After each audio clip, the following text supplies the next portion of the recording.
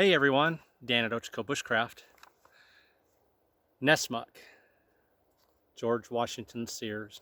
Many of you are familiar with him. If not, I would highly recommend you check out his book, Woodcraft and Camping, along with Horace Kephardt's book, Camping and Woodcraft.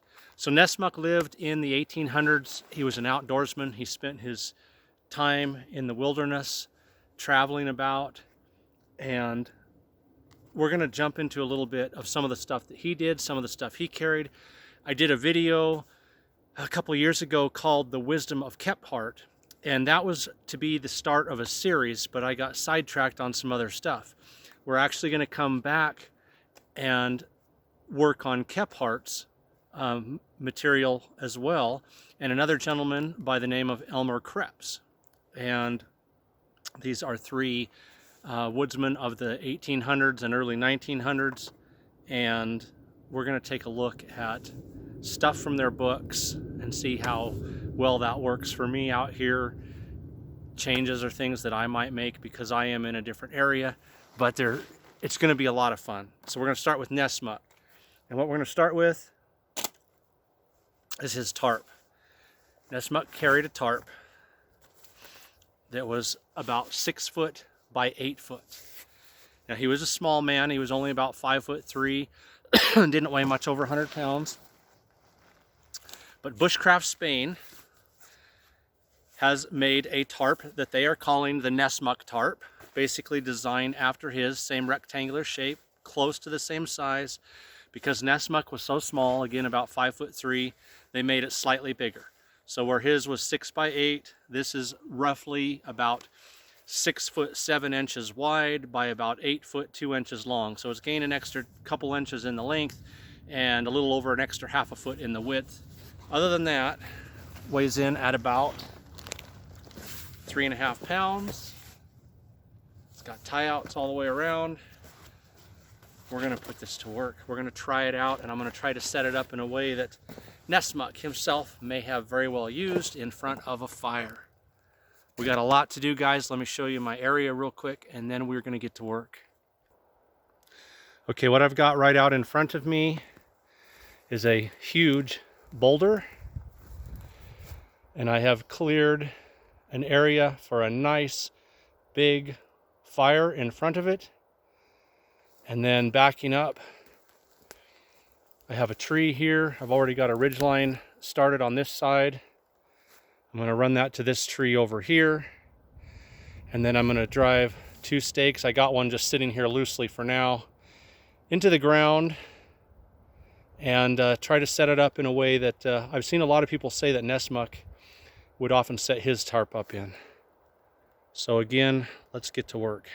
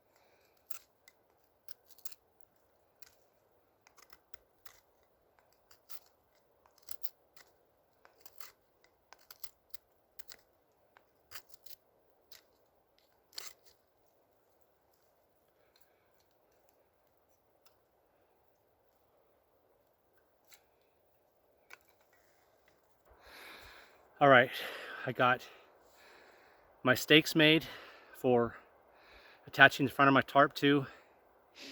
I got in firewood, got a fire lay made. You just saw I got myself some fine shavings, scrapings. So I'm gonna get my fire going. Then I'm gonna pitch this tarp and try it out. See how Nessmuk might have felt out on a day like this in front of a nice warm fire under his 6x8 tarp. I can tell you how I'm gonna be feeling, and it's gonna be good.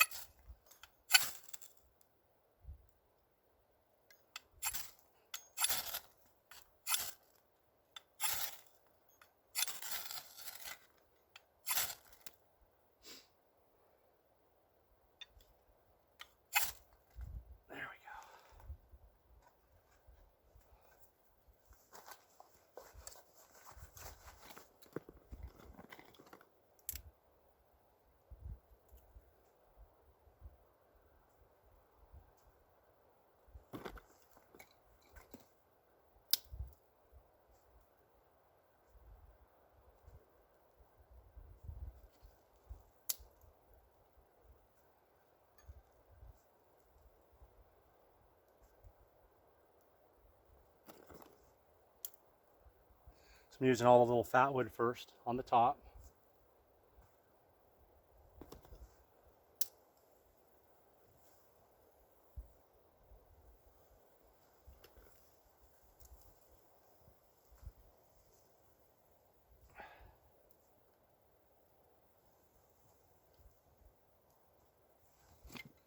I got 2 bigger pieces left.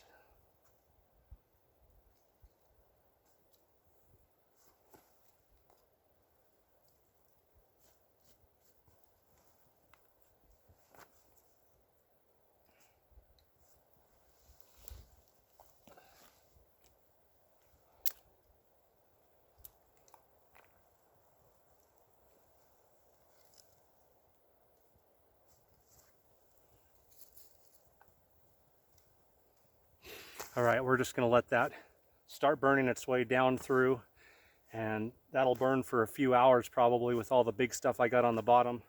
And then I'm surrounded by firewood and I got more laying over here.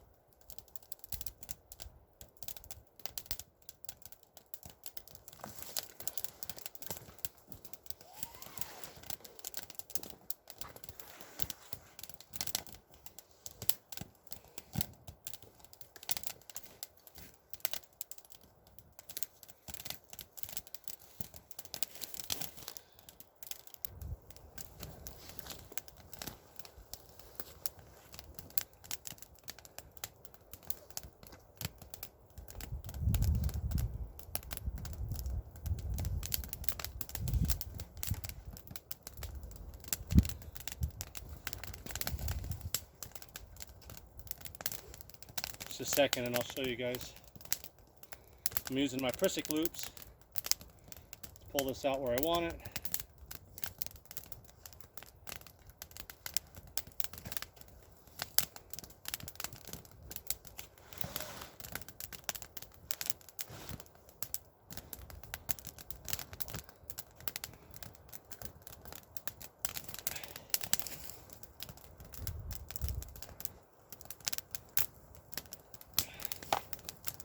Perfect.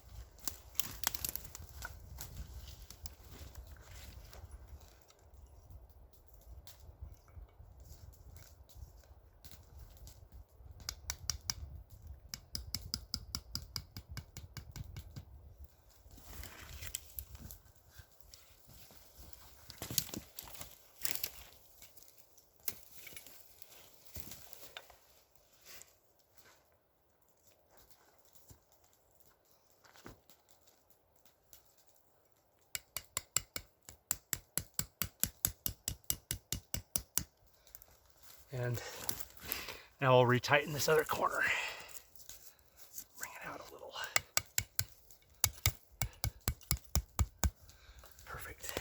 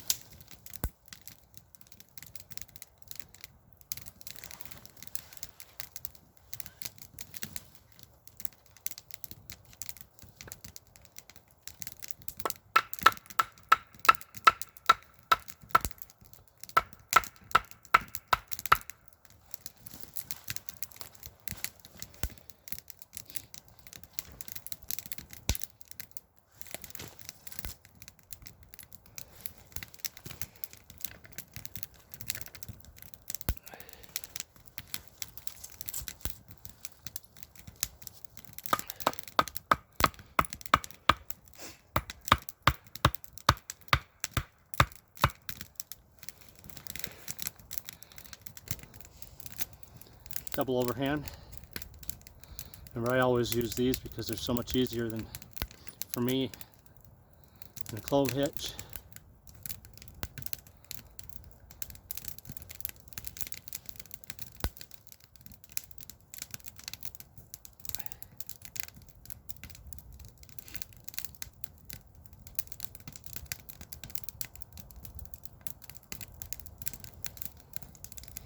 And then I'm going to wrap this around the pole here and stake it down to the ground.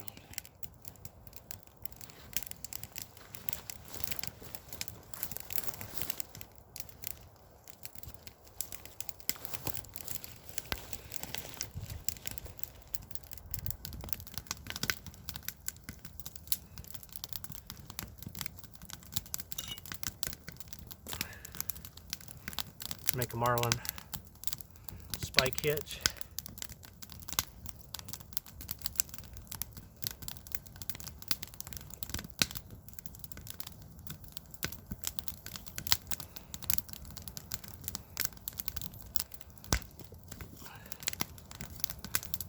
There we go. I want that tight.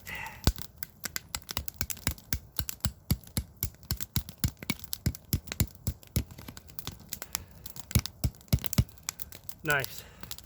Let me do the same thing on the other side. And there's camp, guys. Look at that, rage and fire with that big boulder in the background,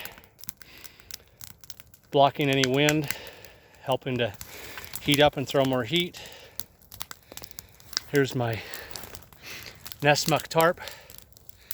Just as slightly bigger than his would have been, but compared to my body, So he was 5'3". I'm 5'10". The tarp setup was pretty much identical to the amount of cover.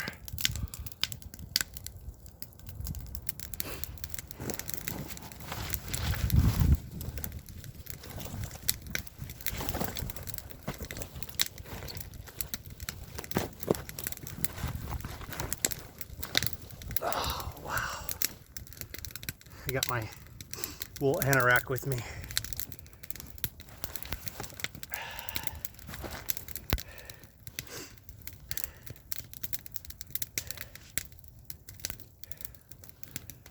Oh, wow. The heat from that fire is incredible. It's catching, it's coming right up under here. And I have a huge amount of room. You wouldn't think that a tarp that is, you know, basically 6.5 by 8 would give you this much room. But man, oh man, I wouldn't want more room. So the one thing you got to remember is the bigger the tarp, the more heat that it takes to heat it. And so I have over 8 feet of cover over my head where I'm 5'10", so it's going out well beyond me on my feet and my head. I got about 3 feet here, 3 feet going down the back. So I put my backpack, my food, my water, and everything right here behind me.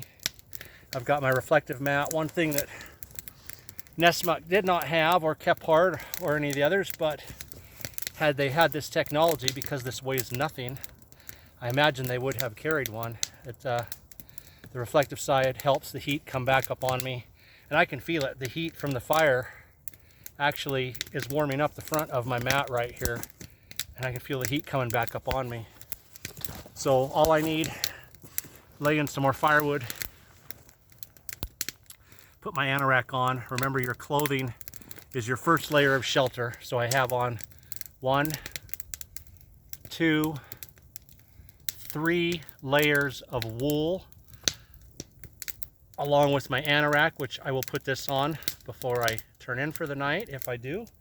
And that will be 4 layers of wool, wool cap, wool gloves, my hands warm, throw some big logs on that fire, and probably only maybe 3 times during the night, I'll just throw a couple more logs on. I'll set them right here where the camera's sitting, so all I have to do is pick it up, toss it on the flames. But I can tell you right now, it's actually too warm to get under a blanket. It's too warm to have this on. Use it as a pillow. Oh, wow. Tools that I used, guys, you probably saw, was my little Gransfors Bruk hand hatchet, my Silky Outback Pocketboy. Today I brought my Becker BK16 and my Becker BK9, both customized with 90-degree spines. And again, just give you guys a look at that fire.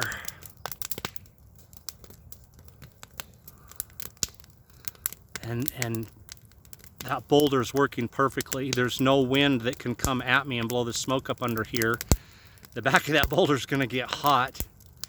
So I'm just gonna catch heat. I am gonna catch a lot of heat. And I'm even gonna make the fire a little bit longer. I got more room to bring it longer. All right. So there it is, guys, in the wisdom of Nessmuk, traveling the back country with a fairly lightweight 6 foot by 8 foot oilcloth tarp, setting it up for the night in front of a fire in what I am told is pretty much the same fashion that I did quite often. And I would say his wisdom is very, very sound, because I am warm. If it snows or rains, I will be dry. What more could you ask for out here? Well fed and watered. It's all in my backpack. And yeah, I would say this wisdom applied. As far as the tarp, I checked out the stitching. I checked out how these loops are sewed on, the tie-outs. Everything seems to be in perfect order. Very nice, very, very nice, well-oiled tarp. I really yanked on it hard when I tied it to these stakes. So I have no complaints, and the few stray embers that it hit up here, well, that's what oilcloth is for. Should be just fine. Dan at Ochco Bushcraft, guys, thanks for joining me. Again, in the description, I'll put the title. I have an older video called In the Wisdom of Kephart, where I talked about what he carried in his pockets. I'm going to come back to those individuals, and we're going to build on those. There's going to be more videos on the wisdom of Kephart, the wisdom of Nessmuk, and the wisdom of Elmer Krebs. Take care, everyone.